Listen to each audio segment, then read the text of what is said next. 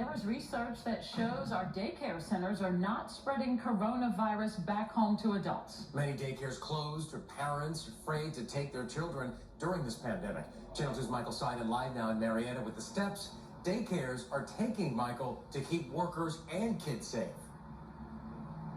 And George and Jovita, in the last 20 minutes, we've been talking to parents coming to pick up their kids, and they told us they have been so impressed with what they're doing here at Bells Ferry, taking safety measures like temperature checks before anybody enters the door. Also, they got this big machine. It's got sanitizer. They spray down all of the classrooms after a long day. Now, tonight we are talking to local mothers who told us that this new study is giving them peace of mind about sending their kids back to daycare. Everything came to a screaming halt. It's crazy. It was insanity. Life got crazy for Anisha Perry, a Cobb County mother of 4 girls, when Georgia went into lockdown in March.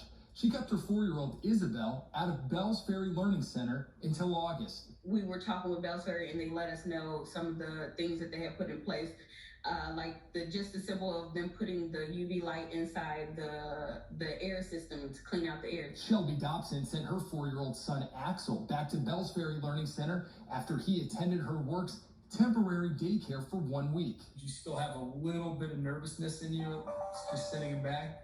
Oh yeah, absolutely. Because you're a mom. Only you feel like you can take care of your child the way you want your child to be taken care of.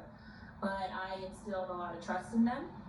And I could see what they were doing. They were doing a lot of changes. Hi, Mom. Hi, buddy. The daycare does curbside drop-off and checks the children's temperatures before letting them into the building, in addition to following CDC guidelines to prevent COVID-19.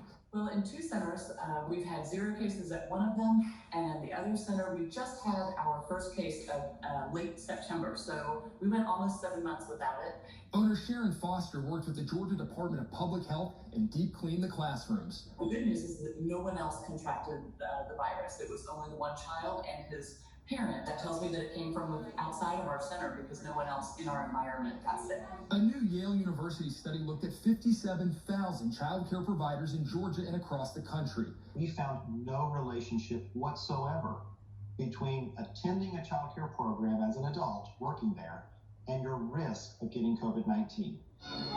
Good news for moms. It was like an elephant was off my chest by knowing my child was not going to be as in danger per se. And daycare owners. It was great news for us as child care providers. You know, we're well trained in infectious disease control, and we stepped up our game when the pandemic hit. While daycares are a success story, Professor Walter Gillum, who led the study, says there are key differences between them and grade K through 12 schools. In a child care program, a small group of children come in and then they stay with pretty much the same adult all day long in the same group. But in middle and high schools, students move around a lot.